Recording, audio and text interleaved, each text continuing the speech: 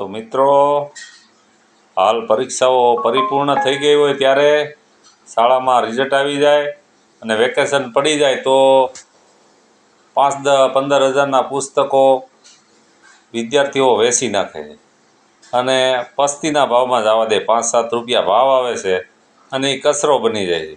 એનો કોઈને ઉપયોગ થતો નથી.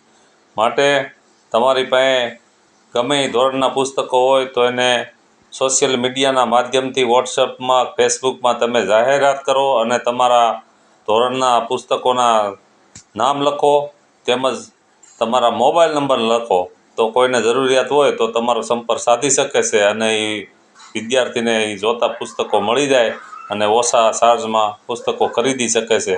તો એ પુસ્તકો એને ટાઈમે મળી જાય તો એના ઉપરથી પણ એનું કંઈક ઉજ્જવળ ભવિષ્ય બની શકે છે.